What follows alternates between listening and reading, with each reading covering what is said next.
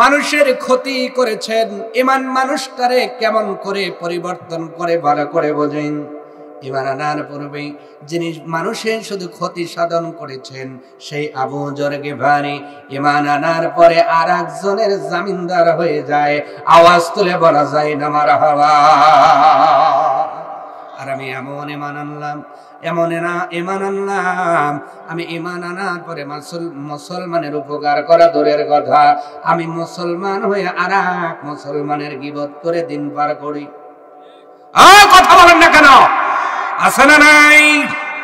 মোহনপুর চাষটল গরম করি, 1-2 ঘন্টা চলে যায়, আমি শুধু গীবতের মধ্যে লিপ্ত হয়ে গেলাম। কিসের ইমানদার আপনি ভালো করে বোঝেন। আবু যর গিফারির দিকে যুবক তাকায়া চোখটা আর সরাতে পারলেন না। চোখে চোখে কি যেন কথা হয়। কিছু সময় পর আবু যর গিফারি ডাক দিয়ে বললেন, খলিফাতুল মুসলিমিন, এই ভরা আসরে কেউ জামিনদার হলো না। আমি আবু যর, আমি আপনার কাছে যুবকের জন্য জামিনদার হয়ে গেলাম, 3টা দিন সময় দেন। খলিফাতুল মুসলিমিন বললেন, আবু যর, এই 3টা দিন সময় দেওয়ার মানে তুমি কি জানো নাকি? কি মানে হুজুর বলেন? খলিফাতুল মুসলিমিন হযরত ওমর ডাক দিয়ে বললেন, আবু যর, তুমি জামিনদার হওয়ার অর্থ হলো 3 দিনের মধ্যে যুবক যদি না আসে, 3 দিন পরে জামিন নেওয়ার কারণে তোমার ফাঁসি হবে। এই কথা শুনে আপনি জামিনদার হবেন? কথা ফাঁসি হইব এই জামিনদার। যদি কয় ভাই মেয়ের বিয়া, একটু টাকা নেবো একজনের কাছ থেকে হাওলাত, আপনি একটু জামিনদার হন 1 লাখ টাকা, তাই তো আমি সাহস পাই না। কিন্তু যখন সুদের টাকা নিব তখন জামিনদার হই। জোরে জোরে। সুদের সাথে জড়িত কয়েকজন লোক জাহান্নামে যাবে, ভালো করে বোঝে। বলবো যারা সিকিউরিটি হন ভালো কইরা বুঝে শুনে হয়। সুদের সাথে যারা জড়িত, এই সুদের সাথে কয়েক প্রকার লোক আল্লাহর জাহান্নামে যাবে বিনা হিসাবে। তার ভিতরে 1 নাম্বার যিনি দিলেন, 2 নাম্বার যিনি নিলেন, 3 নাম্বার যিনি সাক্ষ্য রইলেন, 4 নাম্বার যিনি লিখে রাখলেন। আউযু বিল্লাহি মিনাশ শাইতানির রাজীম। বিসমিল্লাহির রাহমানির রাহিম। قل إن صلاتي ونسكي ومحياي ومماتي لله رب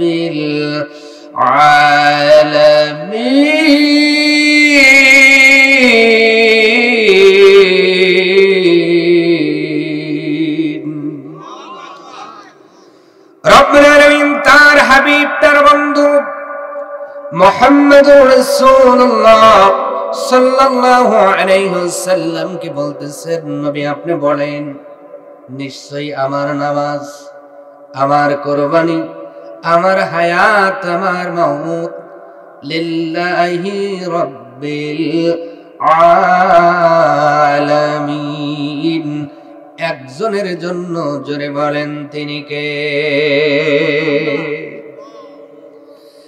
নবীজির নামাজ, নবীজির কুরবানি, নবীজির হায়াত, নবীজির মওত যদি রব্বুল আলামিনের জন্য হয়, আমরা যারা মুসলমান বলে দাবি করি, নবীর উম্মত বলে দাবি করি, তাহলে আমাদের এই নামাজ, কুরবানি, হায়াত এবং মওত একজনের জন্যই হতে হবে। আওয়াজ তুলে বলতে হবে তিনি কে?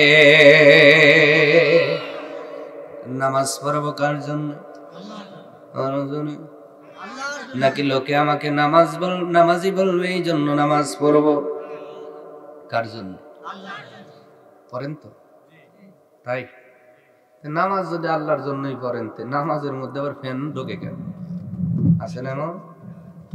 নামাজও পড়ে, ফ্যান গোনে, নামাজও পড়ে, কথা কয় না, আছে না আছে না? নামাজ যদি আল্লাহর জন্য হয়, ওই নামাজ পড়ার পরে কেউ কোনোদিন সুদ খেতে পারবে না। নামাজ পড়ার পরেও সুদের দলে যারা নাম লিখিয়েছেন মনে রেখে দিয়েন, আপনার নামাজ আল্লাহর জন্য হয় নাই, আপনার নামাজ হয় দুনিয়া পাওয়ার জন্য। ইমাম গাজ্জালী অনেক কিতাব লিখেছেন, তার ভিতরে একটি কিতাবের নাম হলো আপনার কিমিদায়ে সাআদাত, সৌভাগ্যের পরশমণি। ওই কিতাবের মধ্যে ইমাম গাজ্জালী লিখেছেন 7 আসমানে 7 শ্রেণীর মানুষের আমল ফেলে দেওয়া হয়, ছুঁড়ে ফেলা হয়। তার ভিতরে 2 নম্বর আসমান এমন একজন ফেরেশতা বান্দার আমল নামা চেক দেয়, যেই মানুষগুলো দুনিয়া অর্জনের জন্য আমল করে, ওই মানুষের আমল 2য় আসমানের উপরে উঠবে না। কোন মানুষের আমল যদি 2য় আসমানের উপরে না ওঠে, ওই মানুষের মোনাজাত কবুলের সম্ভাবনাও। জোরে জোরে নামাজ কম পড়ে না, মোনাজাত কবুল হয় না কেন? কারণ নবীজির নামাজ হয়েছে রব্বুল আলামিনের জন্য, আমার নামাজ রব্বুল আলামিনের জন্য হয় না। আমার নামাজের মধ্যে কিছু কিছু দুনিয়ার লোভ পাওয়া যায়। সারা মাস নামাজ না পড়লেও যখন যে গিয়াত গিয়াত বুঝেন না ব্যাপার, জহরের নামাজ না পড়লে তো আগের কাতারে ফেলেট পাওয়া যাবে না। ওই সময় ওযু থাক আর না থাক হুজুরের পিছনে কথা কয় না, আছে না? আর জোরে আপনার নামাজ তো দাওয়াত খাওয়ার জন্য হলো, আপনার নামাজ আল্লাহর জন্য হয় নাই। রব্বুল আলামিন কোরআনুল কারীমের মধ্যে বলেন, as-সালাতু তানহাউনা আনিল ফাহশাই ওয়াল মুনকার। নবীজির নামাজ আল্লাহর জন্য হওয়ার কারণে, সাহাবীদের নামাজ আল্লাহর জন্য হওয়ার কারণে তাদের নামাজের মাধ্যমে অন্যায় ছেড়ে দিয়েছে, অপরাধ ছেড়ে দিয়েছে, খারাপ খারাপ কাজ ছেড়ে দিয়েছে। আজকে আমাদের নামাজ আল্লাহর জন্য হয় না, এই জন্য নামাজও পড়ে ওজনের মধ্যে কম দেয়, নামাজও পড়ে দুধের মধ্যে ভালো। আর জোরে নামাজ পড়ে কিন্তু পর্দা করে না, এমন মহিলা আছে না নাই? তার মানে নামাজ নামাজ নামাজ নামাজের প্রকার আছে 5টা। ও বড় পাঙ্গাসির মুসলমান, একটু জোরে আওয়াজ দিয়ে বলবেন নামাজের প্রকার কয়টা? বলবো 2 প্রকার নামাজি নামাজ পড়ে আল্লাহর জাহান্নামে যাবে। 1 নম্বর মুহাকাব, 2 নম্বর মুহাসাব, 3 নম্বর মুফাফফার আনহু, 3 নম্বর মুকাররার, 4 নম্বর হলো মুসাব। এই যে 5টা প্রকার বলা হলো, প্রথম 2 প্রকার মুহাসাব মুহাকাব, এই 2 দলের লোক নামাজ পড়ে আল্লাহর জাহান্নামে যাবে। আর পরের 3 প্রকার নামাজি নামাজ পড়ে আমার আল্লাহর জান্নাতি হয়ে যাবে। তার মানে বোঝা গেল নামাজির মধ্যে উপকার আছে না নয়? এই জন্য আমাদের ভিতরে অনেক নামাজি সারা সপ্তাহ খবর নাই, জুমার দিনে মসজিদ বোঝায়। এই কথা না বললে মোনাজাত দেব আমি। এমন মুসলমান আছে না? এমন নামাজি আছে না নাই? সারা সপ্তাহ খবর নাই, জুমার দিনে যাবে পরে বের হবে আগে, আছে না নাই? নামাজ নামাজ নামাজ। যেই মসজিদের আপনারা আজকে জালসা দিচ্ছেন, এই মসজিদ বানাইলাম, মসজিদ তৈরি করলাম, মসজিদে দান করলাম, মসজিদে টাকা দিলাম, কিন্তু এই মসজিদ যদি আবাদ না করতে পারে, আবাদ করার অর্থ হলো মসজিদে নামাজ আদায় করা। এই মসজিদে নামাজ আদায় করতে না পারলে ওই মসজিদ আপনার আমার বিপক্ষে অভিশাপ দেবে। এই জন্য বলেন তো, মসজিদের আবাদ করার দরকার আছে না নাই? আবাদ মানে কি? জোরে 5 ওয়াক্ত নামাজে কয়জন হয় মুসল্লি? তাও ভালো। কিছু কিছু মসজিদের সিনারি হলো ইমামতি লিয়া ইমাম সাহেব বেকাদায় পড়ছে, এখন যাওয়াই লাগবে, কথা কয় না? ভুল বললাম? ইমামতি নিয়ে ইমাম সাহেব বেকায়দায় পড়ল। এই জন্য ইমাম সাহেব যে কোনো ঝড় হোক বৃষ্টি হোক যাওয়াই লাগবে। মুয়াজ্জিন সাহেব মুয়াজ্জিন গিরিলে বিপদে পড়ছে, 5 ওয়াক্ত হাজিরে দিয়ে আজান দেওয়াই লাগবে। আর যিনি জারুদার মানে হলো মুতাওয়াল্লি, তার মানে হলো যিনি মসজিদের দেখভাল করেন, উনি দায়িত্বলি বিপদে পড়ছে। এই জন্য মুয়াজ্জিন আজান দেয়, ইমাম সাহেব দাঁড়ায়, মুয়াজ্জিন আর খাদেম 2 জন দাঁড়ায়। কিছু কিছু মসজিদে 3 জন মিলেও জামাত হয়। কথা কয় না। কি হয়েছে ওখানে, কি হয়েছে?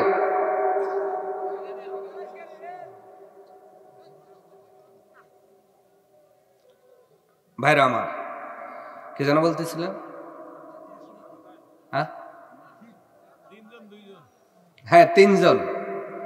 তাহলে 3 জন মিলে মসজিদে নামাজ হয়, শুধু জুমার দিনের জন্য মসজিদ দোতলা হয়, কোনো লাভ নাই। কে বলছে আপনাকে শুধু জুমার দিনের জন্য মসজিদ দোতলা করা লাগবে কেন? 5 ওয়াক্ত নামাজে যে কয়জন মুসল্লি হয় তাদের যত্ন নেবেন। ওই একত্র পড়লেই কি না পড়লেই কি? কথা বলেন। অনেক জায়গায় শুধু জুমার দিনের জন্য দোতলা। হুজুর জুমার দিন আসলে লোক ধরে না, ও মুসল্লি আসলেও যা, না আসলেও তা। কষ্ট হইতেছে আমার কাছে কিন্তু নুনিয়া ওয়াজ। কি ওয়াজ? নুনিয়া ওয়াজ জানিয়াও দাওয়াত দিচ্ছেন, তার মানে আপনারাও একটু নুন পছন্দই করেন, বোঝা যায়। কারণ 5,000 টাকার গোস্ত কিনছেন, মশলাও কিনছেন 2,000 টাকার, সব দিছেন, খালি নুন দেন নাই। টেস্ট হইব? অনেক গোস্ত মার্কা ওয়াজ হইছে, মশলা মার্কা ওয়াজ হইছে, আমি খালি নুন দিবে রাইছি। নুন দিয়েই তরকারি নামাবো ইনশাআল্লাহ, তবে বেশি দেব না, পরিমাণ মতোই ইনশাআল্লাহ। সম্মানিত ভাইয়েরা লক্ষ্য করবেন, আমার নামাজ হবে আল্লাহর জন্য। নামাজ যদি আল্লাহর জন্য হয়, ওই নামাজি কখনো অন্যায় অপরাধের মধ্যে থাকতে পারবে না, অন্যায় থেকে ফিরে থাকবে, অন্যায় থেকে বেঁচে থাকবে। তাহলে নামাজ যার আল্লাহর জন্য হয়ে যাবে, ওই মানুষকে কোনোদিন সুদ খেতে পারবে? জোরে বলেন। তাহলে নামাজ পড়েও সুদ খাওয়ার লোক আছে না নাই? নামাজ পড়ে 5 ওয়াক্ত, সুদ খায় 6 ওয়াক্ত, বেশি খায়, আছে না? চেহারা দেখে মনে হয় আজগবি আলাইহিস সালাম ফেরেশতার চাচতো ভাই, কেবল জান্নাতে বলাইছে মনে হয়, কিন্তু সুদ আর রাগের কাতারে, আছে না নাই? এইটাই কি করো তো ভাই, বাড়ি দাও।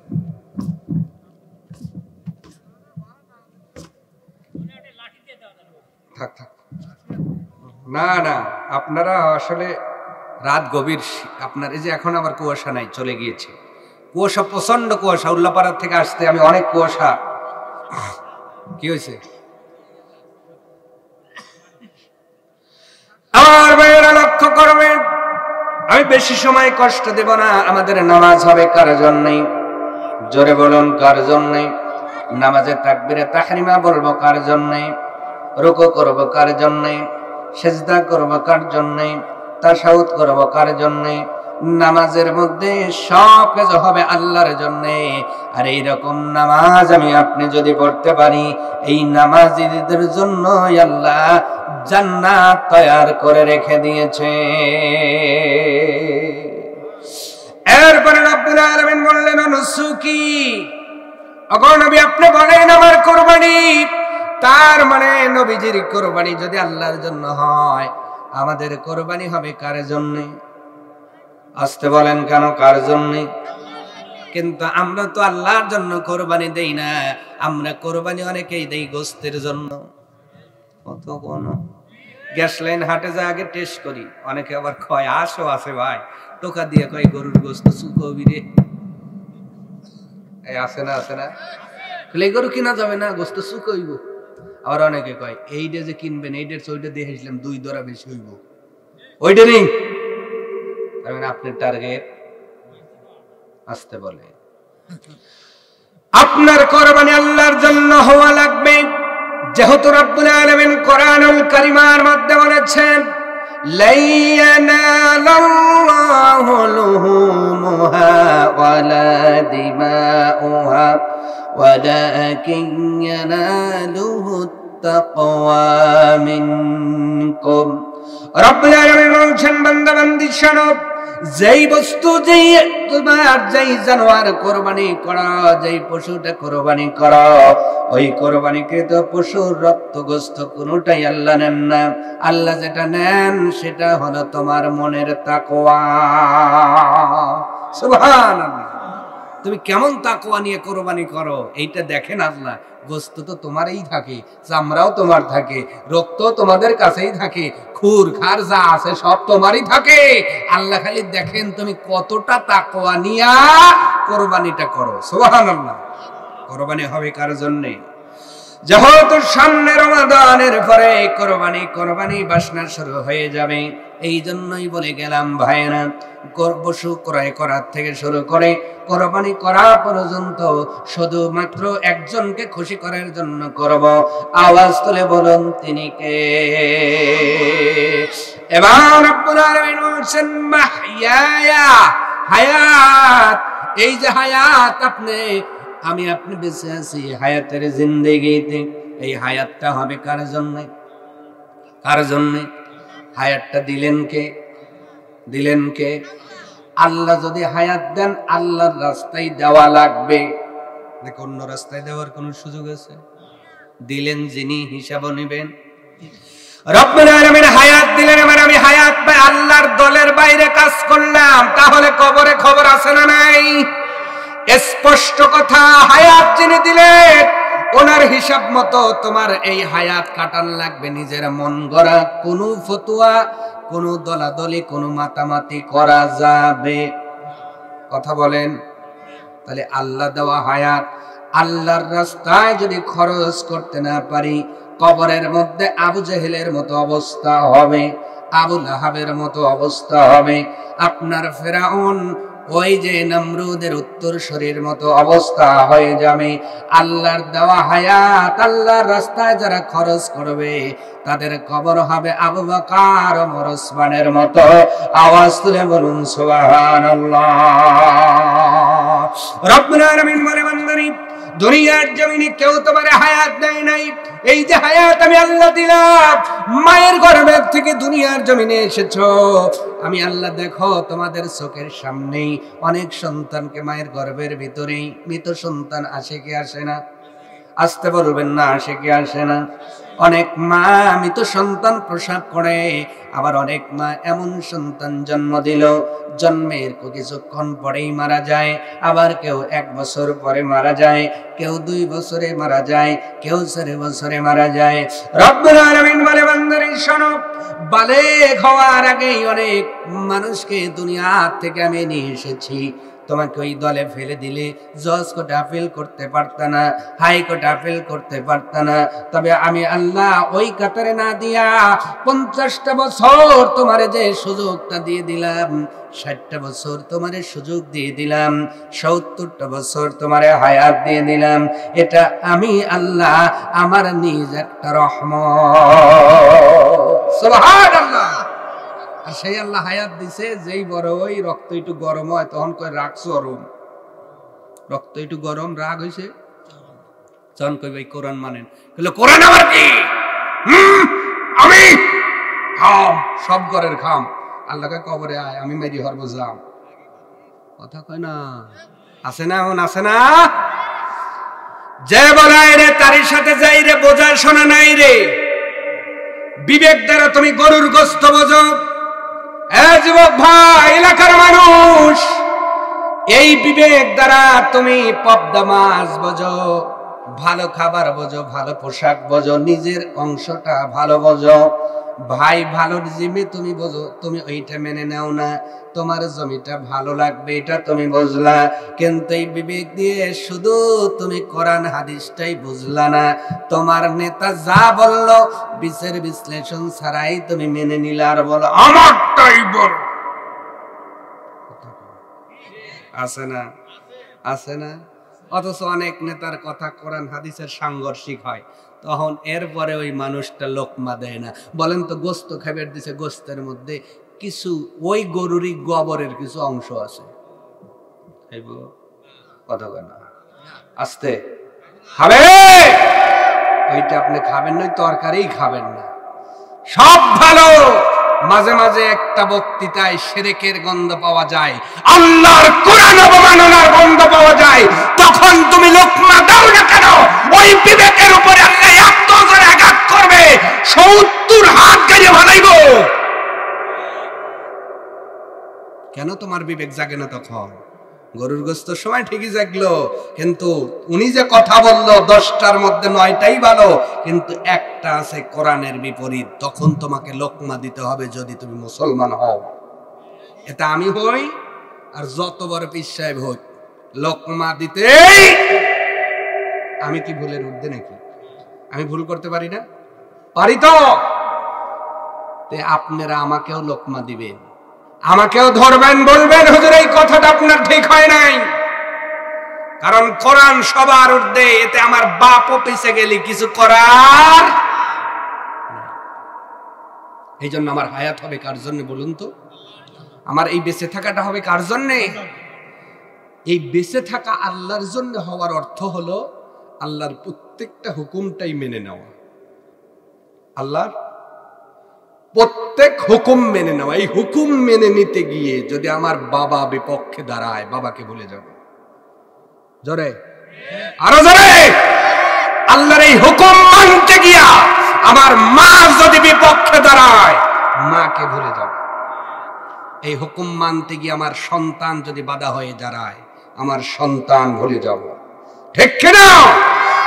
এই হায়াতের জিন্দেগিতে আল্লাহর হুকুম মানতে গিয়া যদি আমার নেতাও বিপক্ষে যায়, নেতাকেও ভুলে যেতে হবে যদি জান্নাতে যেতে চান। আর যদি মনে করেন না হুজুর জাহান্নামে গেলে আমার তো ভয় নাই, তাহলে আপনি ওখানেই থাকেন।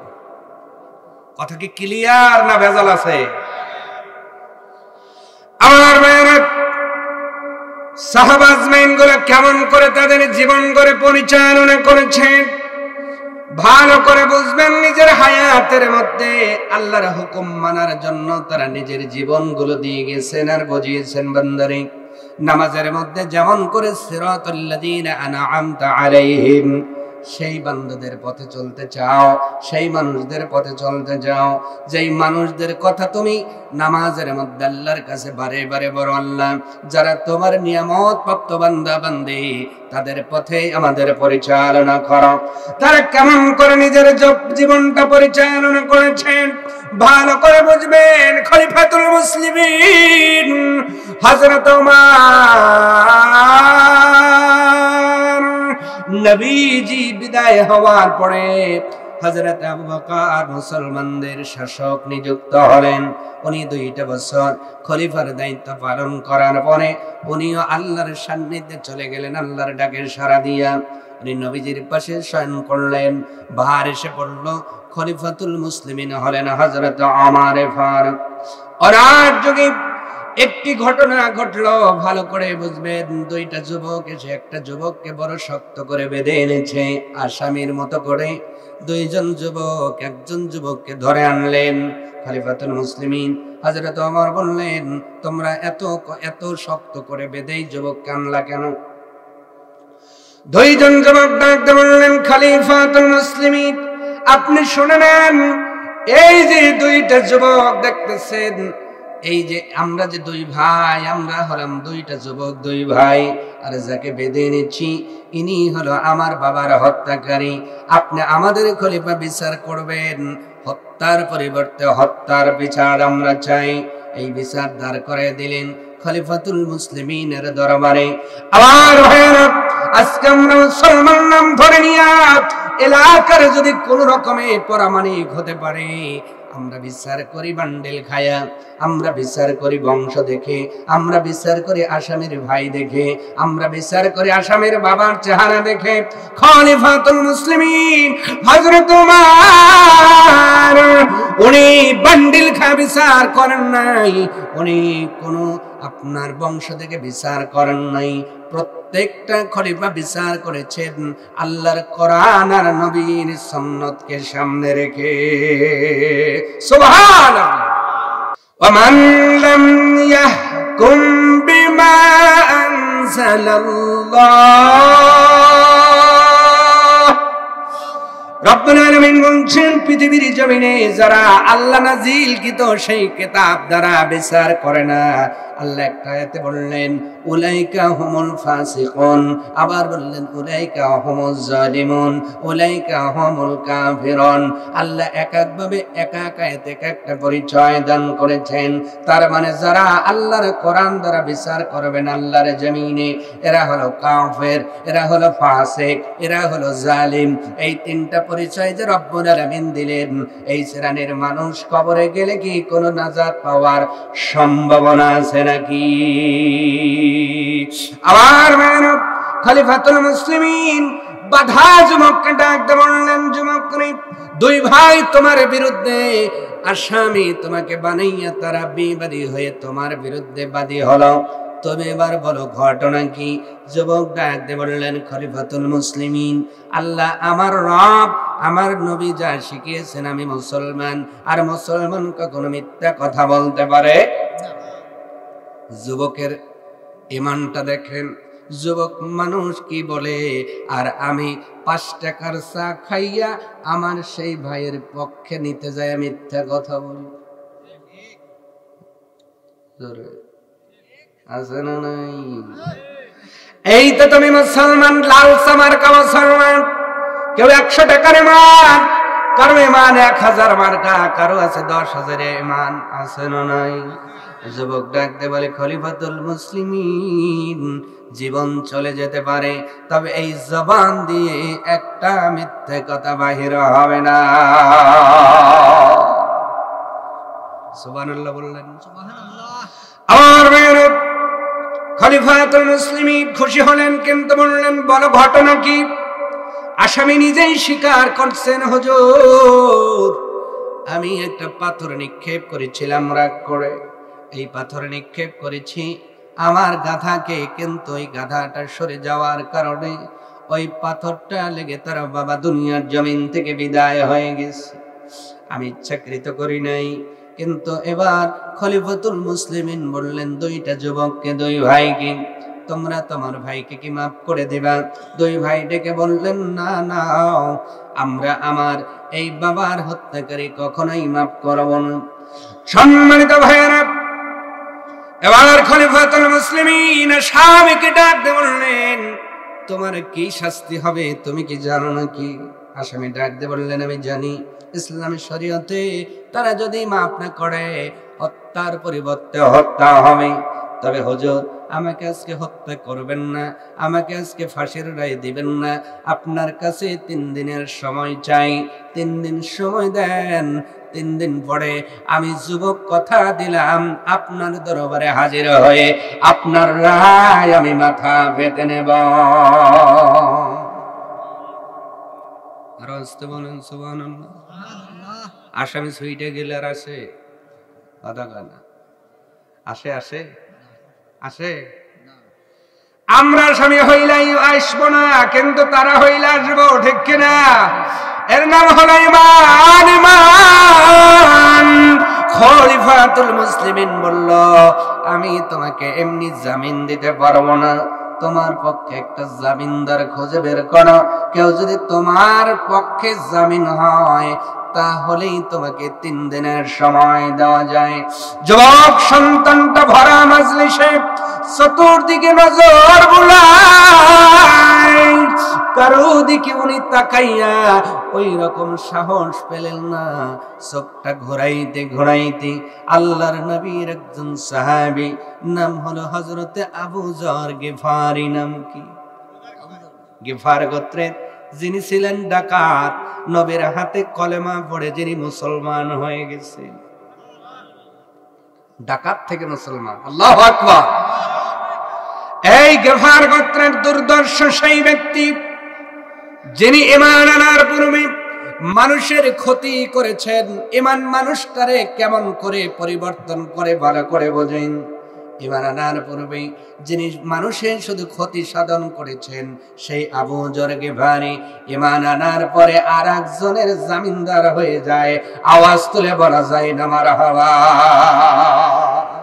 আর আমি এমন ঈমান আনলাম, ঈমান আনলাম, আমি ঈমান আনার পরে মুসলমানের উপকার করা দূরের কথা, আমি মুসলমান হয়ে আরেক মুসলমানের গীবত করে দিন পার করি। কথা বলেন না কেন? আছে না নাই? মোহনপুর চাষটল গরম করি, 1-2 ঘন্টা চলে যায়, আমি শুধু গীবতের মধ্যে লিপ্ত হয়ে গেলাম। কিসের ইমানদার আপনি ভালো করে বোঝেন। আবু যর গিফারির দিকে যুবক তাকায়া চোখটা আর সরাতে পারলেন না। চোখে চোখে কি যেন কথা হয়। কিছু সময় পর আবু যর গিফারি ডাকতে বললেন, খলিফাতুল মুসলিমিন, এই ভরা আসরে কেউ জামিনদার হলো না। আমি আবু যর, আমি আপনার কাছে যুবকের জন্য জামিনদার হয়ে গেলাম, 3টা দিন সময় দেন। খলিফাতুল মুসলিমিন বললেন, আবু যর, এই 3টা দিন সময় দেওয়ার মানে তুমি কি জানো নাকি? কি মানে হুজুর বলেন? খলিফাতুল মুসলিমিন হযরত ওমর ডাক দিয়ে বললেন, আবু যর, তুমি জামিনদার হওয়ার অর্থ হলো 3 দিনের মধ্যে যুবক যদি না আসে, 3 দিন পরে জামিন নেওয়ার কারণে তোমার ফাঁসি হবে। এই কথা শুনে আপনি জামিনদার হবেন? কথা ফাঁসি হইব এই জামিনদার। যদি কয় ভাই মেয়ের বিয়া, একটু টাকা নেবো একজনের কাছ থেকে হাওলাত, আপনি একটু জামিনদার হন 1 লাখ টাকা, তাই তো আমি সাহস হই না। কিন্তু যখন সুদের টাকা নিব তখন জামিনদার হই। জোরে জোরে। সুদের সাথে জড়িত কয়েকজন লোক জাহান্নামে যাবে, ভালো করে বোঝে। বলবো, যারা সিকিউরিটি হন ভালো কইরা বুঝে শুনে হয়। সুদের সাথে যারা জড়িত, এই সুদের সাথে তার ভিতরে 1 নাম্বার যিনি দিলেন, 2 নাম্বার যিনি নিলেন, 3 নাম্বার যিনি সাক্ষ্য রইলেন, 4 নাম্বার যিনি লিখে রাখলেন। নাউজুবিল্লাহ। শোয়ার আগে বলেন, এখন আর বলা লাগবে না, ডোক গিলে পেটের ভিতর খায়া রাখেন। আরো আস্তে, এর মা বোনরা শুনলে গুনাই গো, আস্তে আস্তে। কয়েছে রানী জোরে। যিনি দিলেন, যিনি নিলেন, যিনি সাক্ষ্য থাকলেন, মানে গ্যারান্টা নিজে সুদ খায় না, কিন্তু গ্যারান্টার হয়, এমন আছে না? ভালো করে বুঝবেন, সব জায়গায় জামিনদার হওয়া লাগে না। কিছু জায়গায় জামিনদার হলে জীবন ধন্য হয়, জীবন জাহান্নামী হয়। আমার ভাইয়েরা, আবু যর গিফারি বললেন ফাঁসি হবে। আমি রাজি হয়ে গেলাম। 3টা দিন সময় দিয়ে চলে গেলেন। এবার সময় দেওয়া হয় 3 দিনের দিন 2টা ভাই আবার রাজ দরবারে চলে আসলেন। আপনি ওই খলিফাতুল মুসলিমিনের সেই আপনার যিনি বসে রাজকার্য পরিচালনা করেন, ওনার দরবারে আসার পরে 2টা ভাই ডাকতে বললেন, খলিফা হযরত ওমর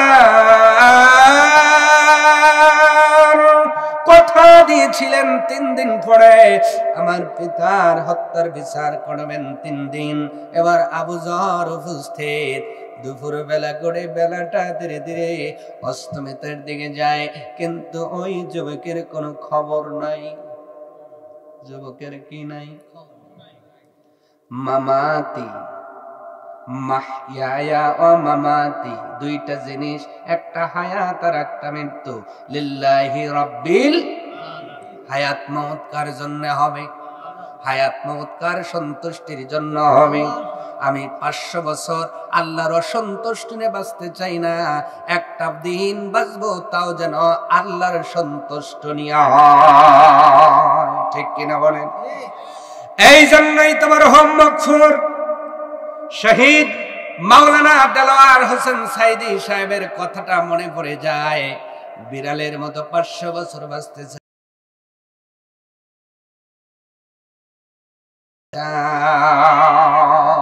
ঠিক কিনা বলেন? আমার ভাইয়েরা, আল্লাহর সন্তুষ্টি নিয়ে দীর্ঘজীবী হয়ে লাভ নাই। আল্লাহর খুশির জন্য অল্প হায়াত দিয়ে চলে যান, আল্লাহ জান্নাতি বানিয়ে দিবেন। আল্লাহু আকবার। যেই জান্নাতে গেলে কোনদিন তোমার মরণ হবে না, কোনদিন কম দেখবে না।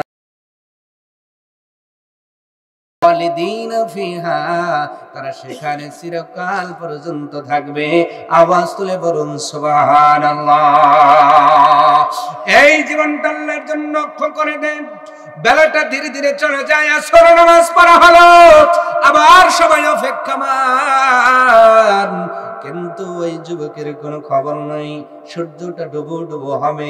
এই সময় খলিফাতুল মুসলিমিন হযরত ওমর আবু যর গিফারের দিকে তাকাইয়া বললেন, কি ব্যাপার, কি ব্যাপার, তুমি যার জামিনদার হইলে যুবক তো নাই? আবু যর বলছেন, সময় কমপ্লিট হতে দেন, যদি যুবক না আসে আমি তার জামিনদার তো রেডি আছি, তৈয়ার আছি, প্রস্তুত আছি, জীবন যাবে কিন্তু মুখের কথা দুই হবে না। সুবহানাল্লাহ, জীবন যাবে মুখের কথা দুই হবে না। আর আমি সকালে বলি একরকম, বিকেলে বলি কথা কয় না।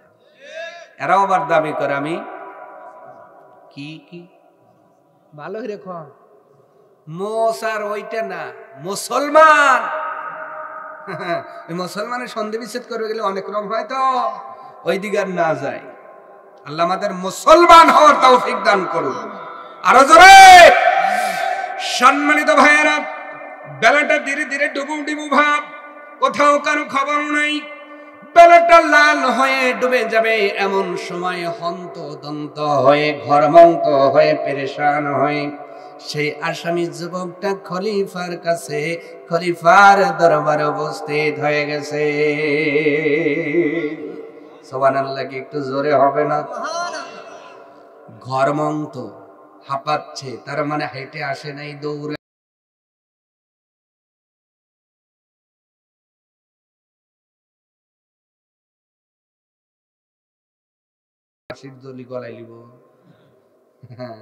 নিজের জবান ঠিক রাখতে যদি মরতে হয়, মামাতি, এই মৃত্যুটাও হবে লিল্লাহি রাব্বিল,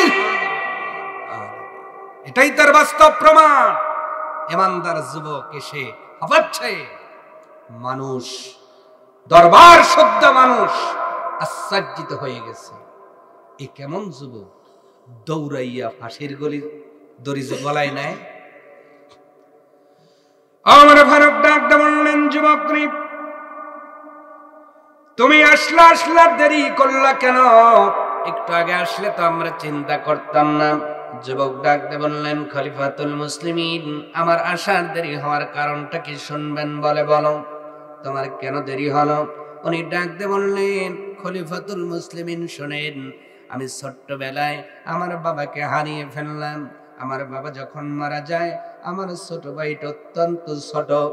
আমার আব্বা কিছু স্বর্ণের মোহর আমার কাছে দিয়ে বলেছিল, বেটারে, এইটা তোমার কাছে তোমার ভাইয়ের জন্য আমানত রেখে গেলাম, ওটা ও যখন বড় হবে তুমি ভাই হয়ে তাকে ফেরত দিয়ে দিবা, কথা দাও বেটা, ভাইয়ের হক তুমি নষ্ট করবা না। খলিফাতুল মুসলিমিন, আমি ওই দিন মৃত্যুর শয্যায় আমার বাবাকে কথা দিয়েছিলাম, আমার ভাই না, এক জায়গায় আমি সেই মোহরগুলো পুঁতে রেখেছিলাম, যে জায়গায় রেখেছিলাম আমি সারা পৃথিবীর কেউ জানতো। এই জন্যই আমি আমার ভাইয়ের হক ফেরত দিতে গিয়েছিলাম। আমার ভাইকে খুঁজে বের করলাম, আমার ভাইকে বললাম, ভাইরে, তোমার সাথে আর বুঝি দুনিয়ার জমিনে দেখা হবে না, আমার সম্পদগুলো তোমাকে দিয়ে গেলাম, উপরন্তু আমার আব্বা, আমার বাবা তোমার জন্য কিছু স্বর্ণ মুদ্রা রেখে গিয়েছিল, দূরের দেশে আমি একটা জঙ্গলের মধ্যে পুঁতে রেখেছিলাম, সেখানে তাকে নিয়ে চলে গেলাম, সেটা বের করে তাকে দেওয়ার জন্য দেরি হয়ে গেল। মুসলমান, এর নাম মুসলমান, এর নাম হায়াত হয় আল্লাহর জন্য। নিজের ভাইয়ের হক ফেরত দেওয়ার জন্য 3 দিনের জামিন নিয়ে যায়, আর আমরা মুসলমান দাবি করে ভাই হইছে মাস্টার, আর এক ভাই শিক্ষা দীক্ষা জানে না, মাস্টারের ঠেলায় 2.5 বিঘা সম্পত্তি বেশি নিছে। কথা কয় না? এমন ভাই এলাকায় আছে না নাই? নিজে স্যার মাস্টার হইছে না, একটু শিক্ষিত, আরেক বাইরে কয় ওকে দা একটু সই দাও, আমি কয় ভাই সই তো জানি না, টিপ দানি, কয় টিপি দে, কয় কোন কাগজে টিপ দিলাম ভাই, কয় এই ভালো কাগজে টিপ দিলি রে, বুঝবি বুড়া বেলা। এই বুড়া বেলা এসে ভাই বুঝতেছে উনি খায় 2.5 বিঘে বেশি আর ওনার 2.5 বিঘে নাই। কথা কয় না রে। এই টাকা দিয়ে আবার উনি ওয়াজ করে আল্লাহ কয় লাভবাইক, আল্লাহ কয় লাভবাইক ছুটাবো কবরে এসে দেখ। কথা কয় না। হকুল্লাহ হকুলে বাদ, একটা আল্লাহর হক আর একটা বান্দার হক। বান্দার হক বকিয়ালা টাকা। কয় টাকা না আরো জোরে শুনেন, 2 টাকা এখন ফকির দিলি ব্যাগে দেয়, আপনি তো আমার চেয়ে ফকির, সর্বনিম্ন 5 টাকা ছাড়া ফকির নেয় না। কথা কয় না রে ভাই। সেই নবী বলছেন তুমি যদি আল্লাহর রাস্তায় শহীদ হও জীবনের সব গুনাহ মাফ হবে, কিন্তু যদি অন্য কোন বান্দার 2 টাকার হক নষ্ট করো এটা মাফ হইব না। শহীদ হইলে যেই দিনে মাফ হয় না, আপনি কত বড় শহীদ হইবেন যে 2.5 বিঘার ঠেলার সামলাই ফেলবেন, কবরে যায় দেখেন বাটাম রেডি রইছে। দুনিয়ায় আজি সাচ্চাও, তোমার চেয়ে পাজি দুনিয়ায় কেউ নাই। কথা কন। অহরহ দেখা যায় নিজে শিক্ষিত হলে আপন ভাইয়ের সম্পদ আত্মসাৎ করে। আজকে অনেক শিক্ষিত নাম অশিক্ষিত গুলো নবীর প্রতিষ্ঠান, আল্লাহর নবীর ঘর, মাদ্রাসার টাকা নিজের মনে করে খায়। কথা কয় না। এই আবার কয় কবরস্থান, কবরস্থানও বাদ যায় না, ঠিক কিনা? যদি ক্যাশিয়ারকে খাওয়া যায়, আপনাদের ভালো আছে যে ভাই একটু হিসাব দেন, হিসাব 4 বছর পরে হইব। কেন কেন টাকা তো লাগাইছি। কবরস্থানের টাকাও সুদের উপর লাগায়, বলবল্লা মসজিদের টাকাও লাগায় না। আমার কাছে আছে, আমি ক্যাশিয়ার, টাকাটা খাটাইয়া কিছু লাভ করিস। বললাম নাকি জায়গা আছেন তো? আগেই কইছি নুইনিয়া নুইনিয়া কি হইব। এই ভাইগুলা যারা জমি আত্মসাৎ করলো মনে রেখে দিও, ও মাস্টারেরা, ও হাজিরা, ও এলাকার মাতব্বরেরা, নিজেরা যারা ভাইয়ের জমি 2.5 বিঘা তো দূর ছাড়, যদি 1% আত্মসাৎ করো, আল্লাহর কসম নবী বলেছেন কিয়ামতের দিন ওই মানুষটার কাঁধে আপনার গলার মধ্যে 7 তবক আসমান জমিন আল্লাহ পেছায়া দিয়ে বলবে এবার যা। কত বের পারিস বয়বার খাইবার পারিস খা, জন্মের খাও খা, খাইবার পারবেন তো? কথা কয় না রে ভাই, পারবেন? যদি না পারেন ভাইয়ের হক ফিরাইয়া দেন, ভাইয়ের হক ফিরাইয়া দেন, বোনের হক ফিরাইয়া দেন, যার যার হক বুঝে দেন। আবার অনেকে তো খায়, যদি 10 বছর পর পাওনাদার যায়, কয় ভাই এতদিন খাইছি এখন জমি ফেরত দিলে মানুষ খারাপ করব না।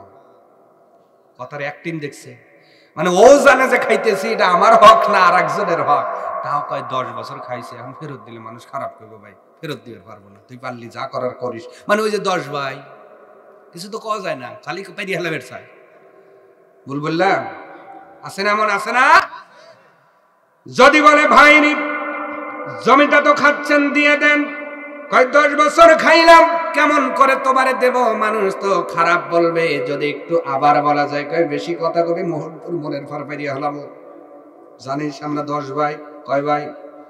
আল্লাহ কয় হ পারতে থাক, আমি আজরাইল পাঠাই একদিন পাইরে ভালাইব, তোর 9 ভাই তোরে বাঁচাইতে পারব না।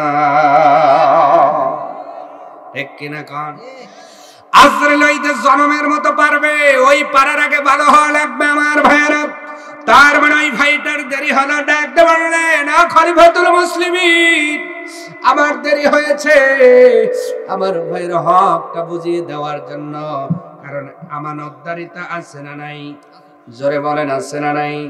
যার আমানতদারিতা নাই নবী বলেন তার কোনো দিনই নাই। তুমি কিসের মুসলমান? তোমার পৃথিবীর কোনো দিনই নাই, তুমি বেদিন হয়ে আখিরাতের ময়দানে উঠবা। আমানতদারিতা হবেন, আমানতদার হবেন, কারো আমানত নষ্ট করবেন না ভাইয়েরা। রব্বুল আলামিন এই জন্য বলছেন والذين هم لأماناتهم وعهدهم راعون।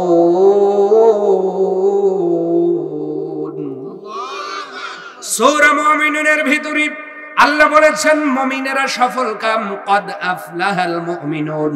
এই বলার পরে আল্লাহ মুমিনদের যেই গুনাহ বলে দিয়েছেন তার ভিতরে সূরা মুমিনুনের ৮ নম্বর আয়াতের মধ্যে বলেছেন দুনিয়ার জমিনে ওই সকল মুমিনরাই সফল কাম যারা নিজেদের আমানতদারিতা ঠিক রাখে, ওয়াদা ভঙ্গ করে না। জোরে বলেন সুবহানাল্লাহ।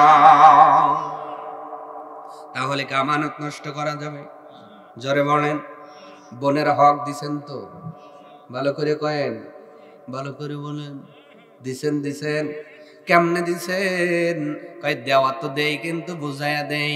জমির দাম হলো ধরেন ১.৫ বিঘা পায়, আমি যদি ৩ বিঘা পাই, বোন পাবে ১.৫ বিঘা। ১.৫ বিঘার দাম বর্তমান বাজারে ১০ লাখ টাকা, বোঝানোর জন্য বলি। কিন্তু আমরা দেওয়ার সময় আইনা পিঠে আটা খাওয়াইয়া, বোন জামাইরে বুঝাইয়া, বোনেরে বুঝাইয়া দেই হলো ৩ লাখ। ৩ লাখ দিয়ে কই এই বেশি দিলাম, তোর আমার জমি কেন কেনে রে, যা বেচেক গা, যা বেচেক দেখি কেন কেন, কোন বাপের বেটা আছে। আমি বেচবার গেলে তো কয় তোমার বাড়ি নাকি অনুমতি লেও, না হলে তো জমি দিবে না। এই যে একটা সুযোগ দিছি, কিন্তু ১০-এর জায়গায় ৩। ও আল্লাহ আপনার সেই হিসাবে খুব কাঁচা না? কথা কয় না রে ভাই। কি খাওয়াইছে? পিঠে খাওয়াইছে। হুজুর পিঠে খাওয়াইছি, তো বোনের বাড়ি যে আপনি খায় আইসেন শোধ দিয়ে। আবার অনেকে বুঝায় কয় তোর যে বিয়ের সময় ২ লাখ দিছি, যে আপনি যে চাকরি করতেছেন ১০ লাখ টাকা দিয়ে, কার টাকা? ওটা ওই বাপেরই টাকা। ঠিক কিনা? অতএব আল্লাহ এবং নবীজি যেমন করে ফরজ করে দিয়েছেন এর বাইরে যাওয়ার কোনো সুযোগ নাই। আগেই বলেছি ৭ লাখ তো দূরের কথা, ২ টাকা পক্ষীওয়ালা টাকাও যদি মেরে দেন, আল্লাহর কসম কিয়ামতের দিন মা পাওয়ার কোনো সম্ভাবনা নাই। খারাপ বলেন আর যাই বলেন, নুনে ওয়াজ লাগুক আর তিতেই লাগুক, মানা লাগবেই যদি আপনি জান্নাতে যেতে চান। আমার ভাইয়েরা, ওয়াদার ব্যাপারে রব্বুল আলামিন বললেন মুমিন হতে গেলে ওয়াদা পালন করা লাগবে, ওয়াদার খেলাপ করা যাবে না, আমানতদারি নষ্ট করা যাবে না। যুবক ডাকতে বললেন হুজুর নিজের ভাইয়ের আমানত দেওয়ার জন্য দেরি হয়ে গেল। আমার ভাইয়েরা, যুবক চোখের পানি ফেলাইয়া কাঁদতেছে, পুরো দরবার যেন স্তব্ধ হয়ে গেছে। হারি ছোট্ট বয়সে যুবক মানুষ এতটাই আমানতদার, নিজের আমানতটা আপনার বজায় রাখার জন্য, ভাইয়ের হক ফেরত দেওয়ার জন্য ৩ দিনের জামিন নিয়ে চলে গেলেন। ভাইকে সম্পদ দিয়ে দিকে ওয়াদা খেলাপ হবে, ওয়াদা খেলাপ হবে, নিজের জন্য অন্য মুসলমান বিপদে পড়বে, এই চিন্তা করে উনি হেঁটে আসেন নাই, দৌড়ায় চলে এসেছেন। উনি জানেন এখানে গেলে ফাঁসির ঝুলি গলায় উঠবে, তাকে হত্যা করা হবে। এই চিন্তা করে উনি এসেছেন একটাই কারণ, ও পৃথিবীর মানুষ, মাহইয়ায়া ওয়া মামাতি লিল্লাহি রাব্বিল আলামিন। মুসলমানদের হায়াত মউত একজনের জন্য হবে, তিনি কে? রব্বুল আলামিনকে খুশি করার জন্য যুবকটি চলে আসলেন। এবার দরবারের সব মানুষগুলো স্তব্ধ হয়ে গেছেন, ডাকতে বলতেছেন খলিফা। এবার যুবককে কিছু বলতে পারতেছেন না, উনি বাঘটাও যেন ওনার যেন ধরে আসতেছেন, কথাও বলতে পারেন না। আস্তে করে ডাক দিয়ে আবু যরকে ডাক দিয়ে বললেন, আবু যর, ও আবু যর, এই দরবারের সব মানুষগুলো তো তার জামিনদার হলো না, এমন কি তুমি যুবকের মধ্যে দেখেছো যার কারণে তুমি তার জামিনদার হয়ে গেছো? তুমি কি তার কোন আত্মীয় হও নাকি? আবু যর ডাক দিয়ে বললেন, খলিফাতুল মুসলিমিন, কুল্লু মুসলিমুন ইখওয়ানু, বলেন প্রত্যেকটা মুসলমান ভাই ভাই। আমার একজন ভাই দরবারের মধ্যে অসহায়ের মতো তাকাতুকি করে নিজের একজন জামিনদার খোঁজার জন্য, কেউ তার জামিনদার হয় না। আমার কোনো রক্তের আত্মীয় নয়, আমার কোনো মায়ের আত্মীয় নয়, আমার কোনো বাবার আত্মীয় নয়, আমার কোনো নিকট আত্মীয় নয়, তবে ধর্মের আত্মীয় হওয়ার কারণে এই দরবারের কেউ তার জমিনদার হয় নাই, কিন্তু আমি আবু যরের চোখের উপরে যখন চোখটা পড়ে গেল, তার সেই নিষ্পাপ চেহারার মধ্যে আমি যেন নিজের বড় আত্মীয়টারে খুঁজে পাইলাম, আমি যেন আমার দিনী ভাইকে খুঁজে পাইলাম। এই জন্যই যুবকের জন্য জীবন দিতে রাজি হয়ে গেছি। আওয়াজ তুলে বলতে হবে সুবহানাল্লাহ। দুইটা যুবক বাবার হত্যার বিচারের জন্য দাঁড়িয়ে আছে, দুইটা চোখের পানি ফেলাইয়া কান্দে খলিফাতুল মুসলিমিন হযরত ওমর ডাক দিয়ে বলে, ও যুবক তোমরা কেন কান্দো?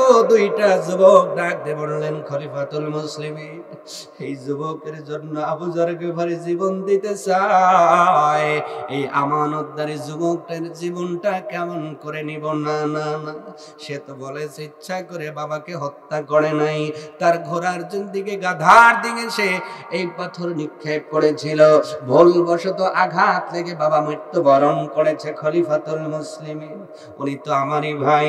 খলিফাতুল মুসলিমিন শুনে নেন, আবু যর গিফারি যদি তার জন্য জীবন দিতে রাজি হয়, আমরা দুই ভাই আমরা হত্যার বিচার চাই না, আমরা মন থেকে যুবককে মাফ করে দিলাম। আর জোরে বলুন সুবহানাল্লাহ। মুসলমানদের হায়াত, মুসলমানদের মরণ হবে কার জন্য?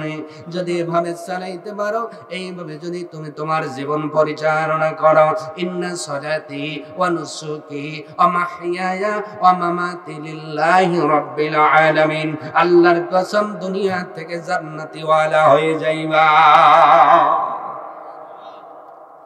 হয়ে যাবে তো? 5 ওয়াক্ত নামাজ পড়ব কারা? লিল্লাহি তাকবীর। টান টান সবাই আল্লাহ কবুল করুন, সকলে বলেন আমিন। আস্তে বলবেন না, জোরে বলুন আমিন।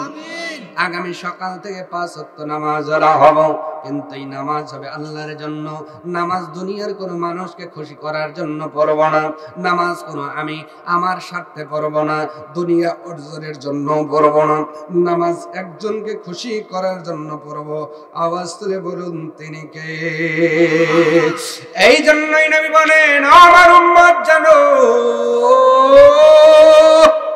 আমি মিরাজ থেকে তোমাদের জন্য নামাজ এনেছি। এই জন্য আল্লাহ পাক ডেকে বলেন, আমার নবী আপনি শোনেন, আপনার উম্মতকে যেমন আপনি ভালোবাসেন আমি আল্লাহও বড় ভালোবাসি। জান জান নামাজের ব্যবস্থা করে দিলাম। নামাজের মধ্যে একটা আপনার রকম আছে, একটা অধ্যায় আছে সেজদা। আল্লাহ পাক ডাকতে বলেন, নবী আপনার উম্মত যখন আমাকে খুশি করার জন্য সেজদা করে, এই দামি মাথাটা দামি কপালটা মার সামনে নওয়াই না, বাবার সামনে নওয়াই না, নেতার সামনে নওয়াই না, দাদার সামনে নওয়াই না, পৃথিবীর কোন দাদার সামনে নওয়াই না, ওই দামি কপালটা আমি রব যখন আমার সামনে নওয়াইয়া নাকের মধ্যে যখন নাকটাও ঠেকাইয়া আল্লাহ পাক আমি রব আমাকে যখন সুবহান রাব্বিয়াল আলা বলে বরত্ব মহত্ব প্রকাশ করে, নবী আপনি বলে দিয়েন মিরাজে আসার পরে আপনি যতটা নিকটে ছিলেন আমি আল্লাহ ওই বান্দা বান্দির ঠিক ততটা নিকটবর্তী হয়ে যায়। আপনি বলে দিয়েন নবীজি আপনার উম্মত সেজদার মধ্যে যা চাবে আমি আল্লাহ কবুল করব।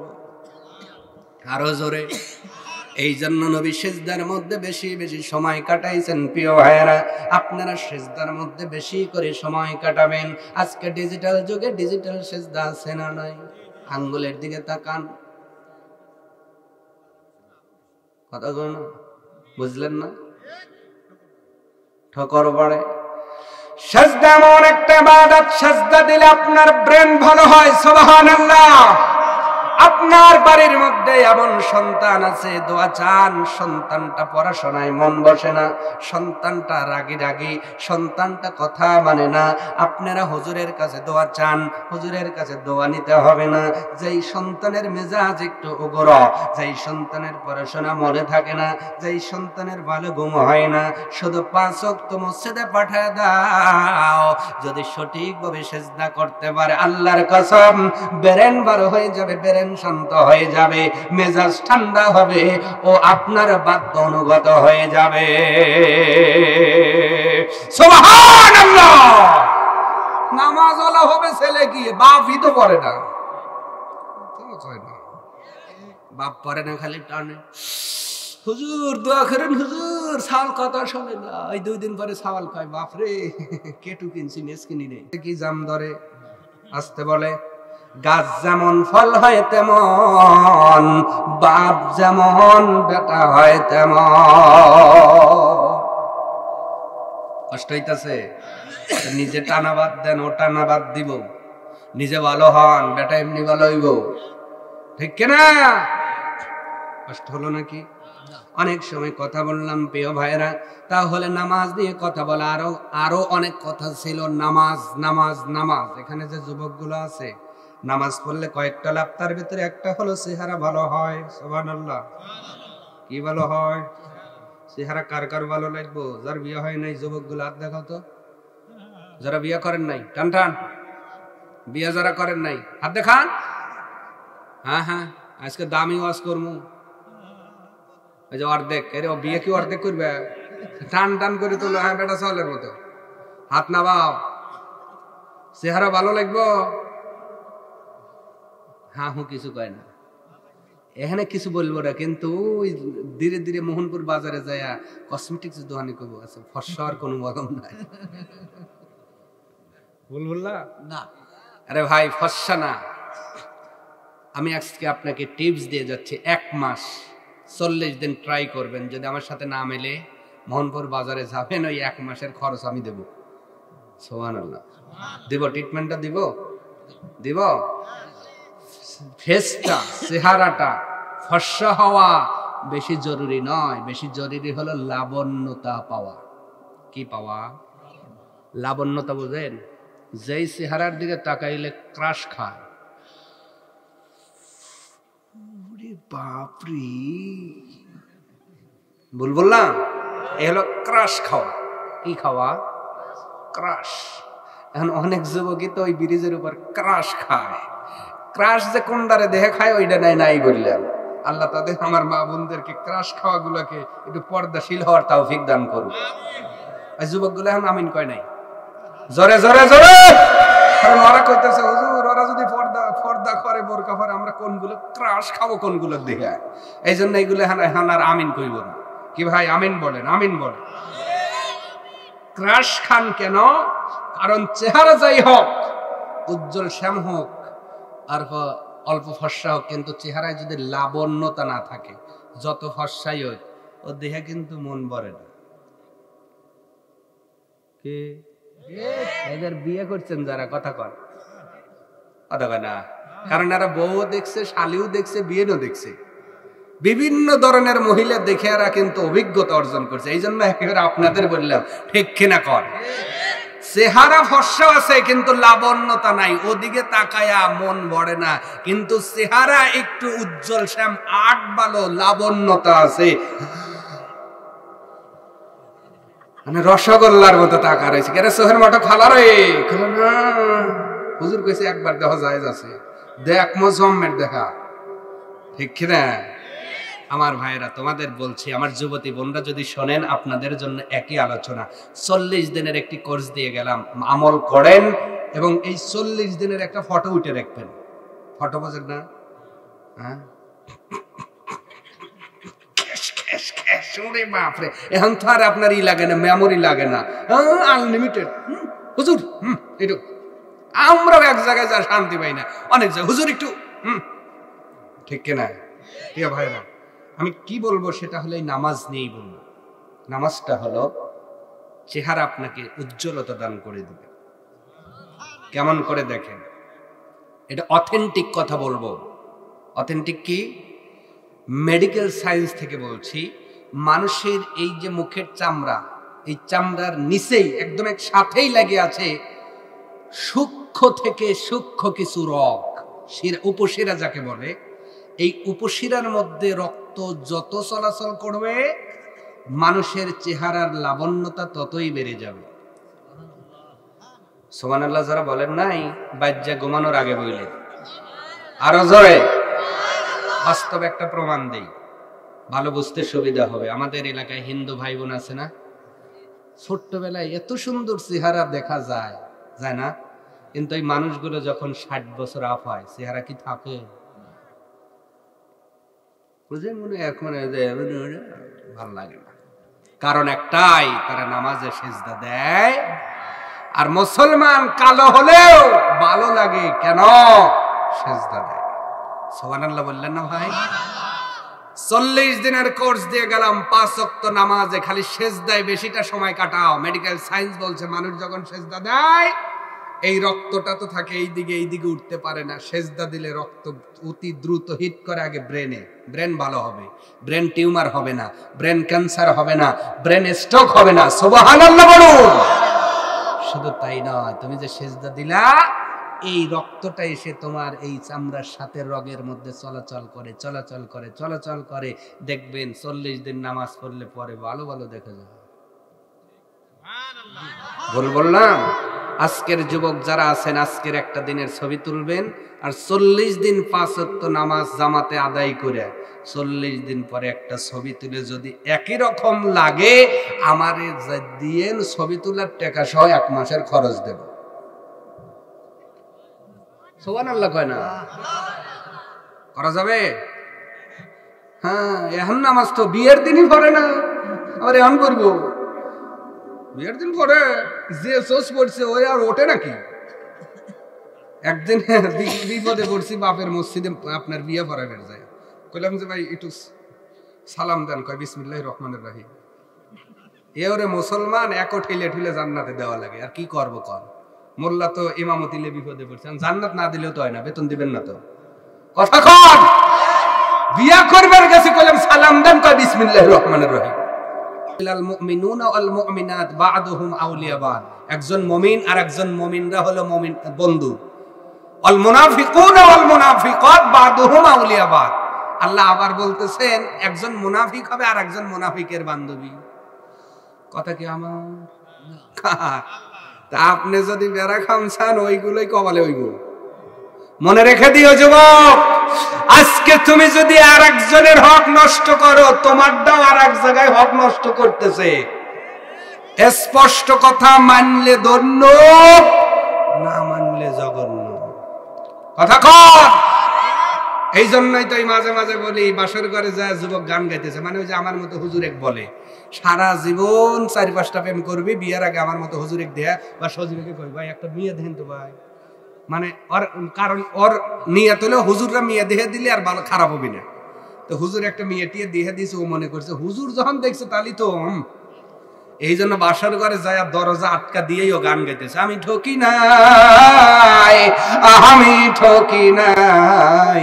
স্ত্রী কে ধোয়া টোয়া পড়বো, সালাম টালাম দিব, ভালো কথা কবে, গান গায়, আবার সুর, একই সুর, আমি ঠকি নাই, আমি ঠকি নাই রে, তুমি আমার 12 নম্বর বিবি রে। বিবি তখনকে বুঝতেছ ও এই সুর, ও এইবার ধরছে। কি ধরছে? কে ধরছে? আমি ঠকি নাই, আমি ঠকি নাই রে। স্ত্রী যখন ধরছে, স্বামী কয় কি একই সুর, কি কয় রে শোনো, আমি ঠকি নাই, আমি ঠকি নাই রে, তুমি আমার 16 নম্বর সোমালো ওই রে। কয় নাম্বার? মিটার বাড়ছে কয়টা? অতএব নবী বলেন দুনিয়ার মধ্যে সবচেয়ে আল্লাহর দেওয়া বড় নিয়ামত হলো মুমিনা স্ত্রী। নবী বলেন যদি একজন মুমিনা স্ত্রী পেয়ে যাও, দুনিয়াটাই জান্নাতি সুখ দ্বারা আল্লাহ ভরে দিবে। সুবহানাল্লাহ। অতএব এই 12 জন যুবকের নামে যারা বিয়ে করে নাই, আবার ভালো করে বুঝেন, এই দান করার ভিতর যারা বিয়ে করছেন আবার হিসাব কালকে আবার পাত্রী খুঁজতে যায় না। যারা বিয়ে করে নাই আল্লাহ তাদের যেন একজন মুমিনা স্ত্রী দেয়, যদি তারা চরিত্র ভালো রাখে।